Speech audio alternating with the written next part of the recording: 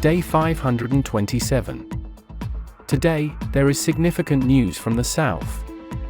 Firstly, this morning the Ukrainians launched a drone attack on the Russian Black Sea Fleet. However, this time, instead of Sevastopol, the Ukrainians unexpectedly decided to target the Russian port of Novorossiysk. Initially, Russian media reported that the Ukrainians attempted to destroy Russian oil terminals and that all the drones were shot down.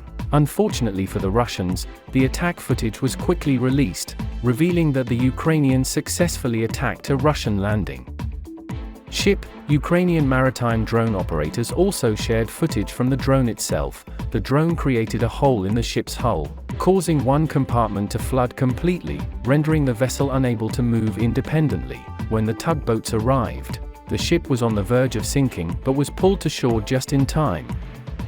Russian analysts expressed their dissatisfaction with the situation. After analyzing the video material, they concluded that not only did the Russians fail to equip the ship with additional machine guns necessary to intercept such drones, but the crew also failed to detect the drone in time. Despite receiving multiple warnings about Ukrainian drones heading their way, Russian analysts concluded that the crew was complacent, thinking they were too far from the front lines, precisely as the Ukrainians counted on, successfully eliminating another ship. Simultaneously, the Ukrainians launched a massive aerial attack on Crimea. Supposedly, they launched around 20 different types of drones. The first three groups of drones targeted the western coast of Crimea. Although they were directed towards military targets, the objective of these drones was not necessarily their destruction, but rather to divert attention from the main strike. Consequently, the final group of drones managed to penetrate the entire Crimea and reach Feodosia. Russian media reported that all drones were shot down, but added that at least one drone crashed on the territory of an oil refinery. Some Russian analysts noted that the extensive oil warehouses in Feodosia were precisely what the Ukrainians aimed for, suggesting that some drones were not intercepted and reached their target. However, there is still no footage of a fire, so even if the drones struck the refinery area, there is no guarantee of any damage, as sometimes happens.